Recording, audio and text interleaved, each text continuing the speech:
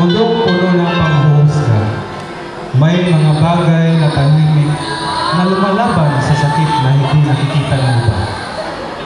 Araw-araw niyang dinadala ang masasakit na salita ng kaniyang mga kasama, mga salitang unting-unting sumira sa kaniyang tiwala sa sarili. Noong una, pilit niyang iniintindi ang lahat. Humiliti siya kahit nasasaktan. Ngunit habang tumatagal, ang dating masayahing bagay ay naging malungkot at hila. Hanggang kailan niya kahit kayaning tiisin ang sakit. At may pag-asa pa kayang muling mabuo ang kanyang pagkatao na tapos siyang dulugin ng mapanghusgang mundo.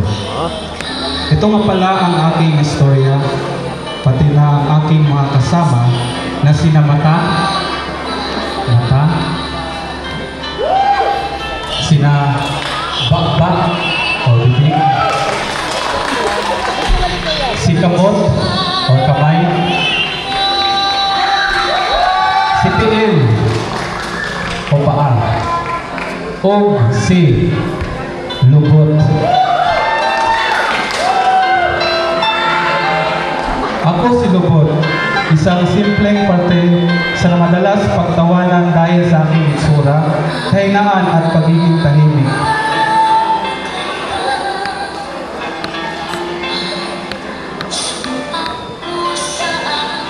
Nagkumustahay silang lima sa kadugay nilang awalay at kitaay.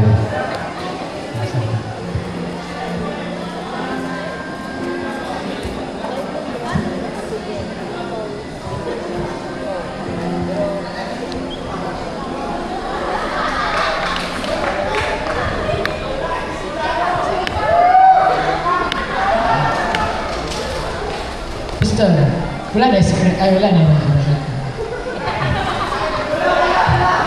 Oy! Gusto man? Kira? So na, gusto mo yung mga trabaho? Ako dahil si Mata. Nang alam sa ko. Ako si Mata. Ako yung pinaka-pulos sa tanan. Kaya nga naman. Yan ay magtrabaho ta. Di man yung makita niyo yung trabaho na buha ko. Pwede mo matumba diya. Gagma pa mo niya ikaw sa may pulos na. Ako si Bakba. Wala na muna ako. Paminaw. Baba is the best. Nanuman. Halimbawa, ako ang boss ng company. Ino ng mga tao na ako nga, uy, ikaw, asikasuhan ng documents. Mulyog yun na sila. Sure. And then, dayon, Baba is the best. Kay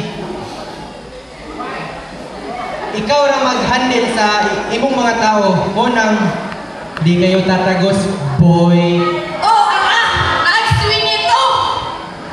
Ako si Kamot. Mata, Bakba. Uy, pag-share mo kamoy pinakanay pulos, oy! Ala, ari, puro ratanaw kung sa'y mga trabahoon. Kani, puro mandar. Ako Kamot, ako may pilihok. Ang sali mo?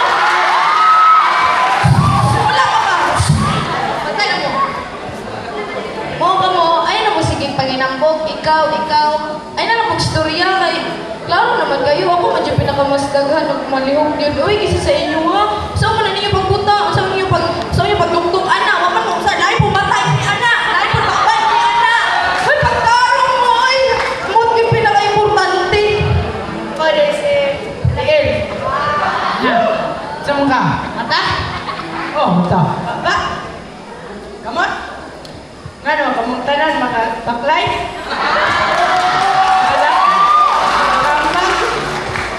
Ngano, ako, makaadtog trabahoan?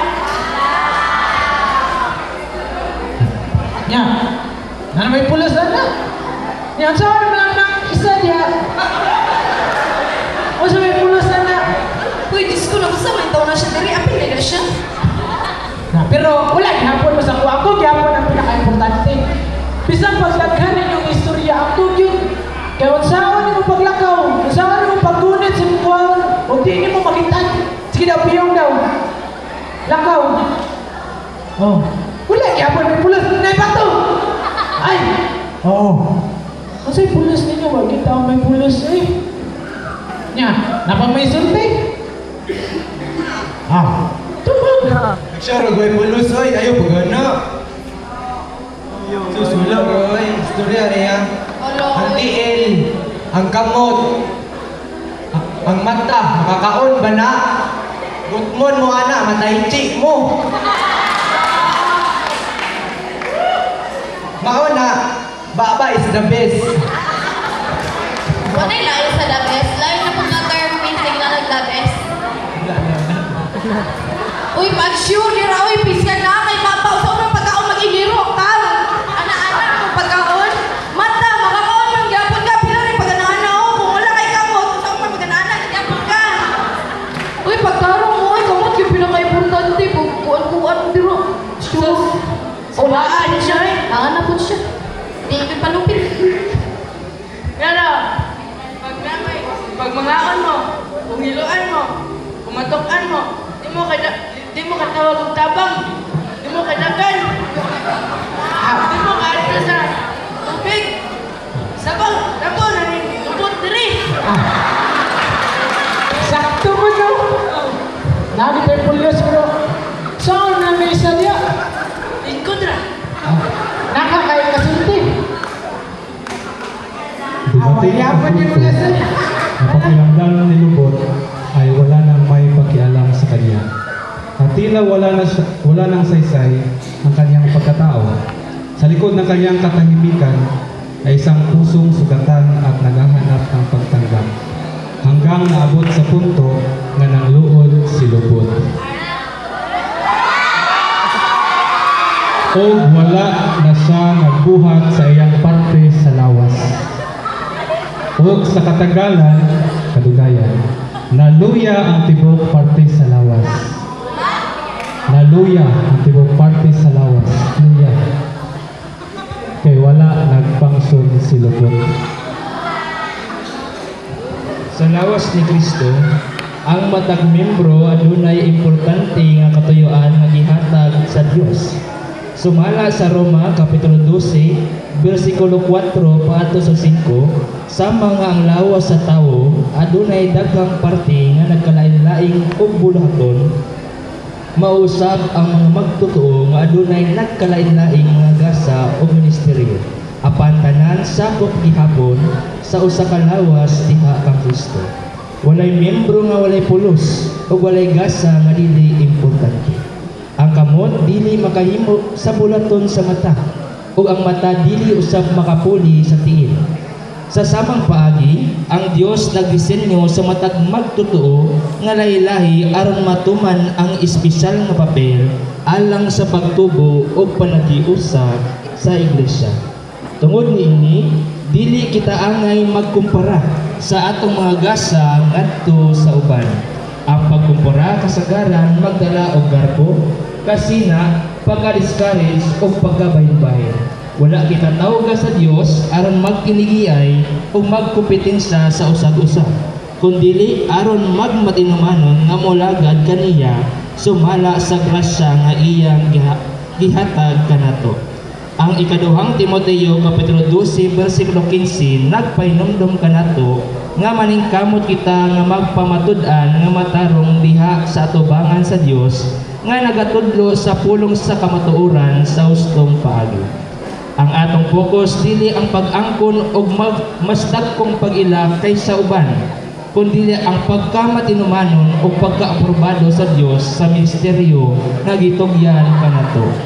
O ang matag magtotoo mapainobsanon nga mogamit sa ilang gasa nga gikan sa Dios uban sa gugma sa pagkamatinumanon, ang lawas ni Kristo mahimong mas ligon, mahiusa o epektibo sa pagkuman sa katuyuan sa Dios.